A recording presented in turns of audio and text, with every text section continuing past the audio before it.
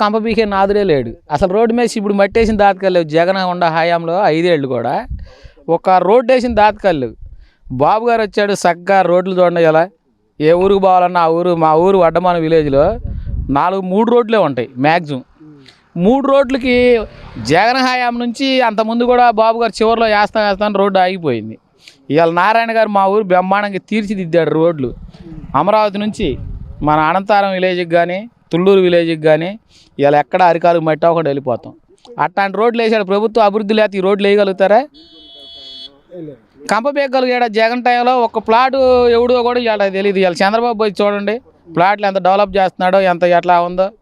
Commercial ప్లాట్లు ఇవాళ పోయి చూసుకోండి, అంతా కన్స్ట్రక్షన్ మొత్తం జరుగుతుంది. ఈ గిట్నోళ్ళు అందరూ ఏదో ఒకటి చెప్పి ఏదో ఒకటి జనంలో ఏదో ఒకటి మాట్లాడాలని తప్పితే ఎవడైనా సరే రాజధానిలోకి వచ్చి మాది ఈ పని చేయట్లేదని ఒక్కడిని చూపిమనండి. సరే నేను టీడీపీ అభిమానినే, వైసీ అభిమానులైనా సరే ఇవాళ రాజధానిలో పోండి.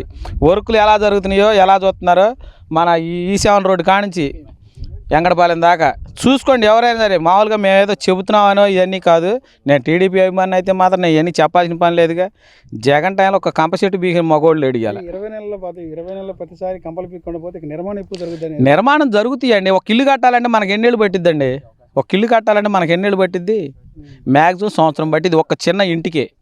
మరి బాబు గారు ఇంత వ్యవస్థ ఇంత బాగా కష్టకాలంలో కూడా వాళ్ళకి ఇంత పని చేస్తున్నాడంటే ఆయన మెచ్చుకోవాల్సిన పోయి ఈ ప్రతిపక్షం వాళ్ళు మాకు అది చేయలేదు, ఇది చేయలేదు.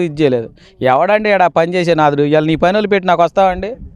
నీకు చిన్న పని ఉంది ఏమండి ఇట్లా అంటే వచ్చేవాళ్ళు ఉండారా? బాబు గారు నిరంతరం కష్టపడుతున్నాడు. ఆయన కోసం ఇవాళ జనం అందరూ సహకరించి మా వడ్డమాన గ్రామంలో నీకు ఏది కావాలన్నా మేము సహకరిస్తామనే చెప్తున్నాం. మేము ఇవాళకి కూడా ఏదో ఈ వైసీపీ వాళ్ళు గిట్టనోళ్ళు అది డెవలప్ లేదు ఇది డెవలప్ లేదు అంటారని తప్పితే